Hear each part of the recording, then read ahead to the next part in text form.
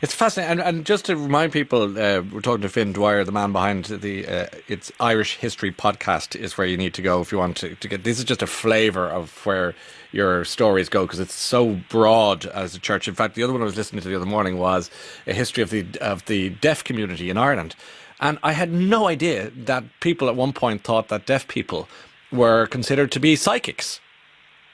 Yeah, the actual backstory of this is interesting. I, like yourself, had no idea, or never really thought about the history of the deaf community. Yeah.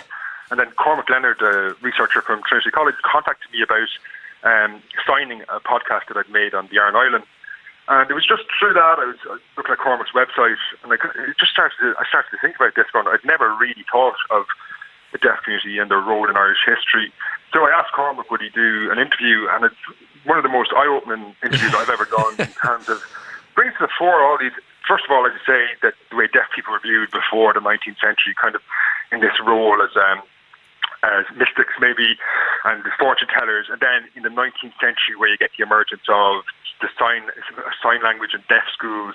But he also talked about really interesting stuff like people, for example, from the deaf community involved in the IRA, involved in the unionist movement in the early 20th century, and then just things like how do deaf people navigate things like workhouses and particularly prison.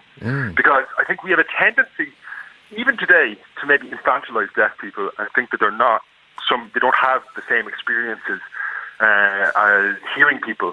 But definitely Cormac in that podcast really brought out how essentially deaf people have all the same experiences, but then often face these barriers, like because people dismiss them. Absolutely, and that's, as I say, just one that jumped out recently, not to mention your trip to Nebraska.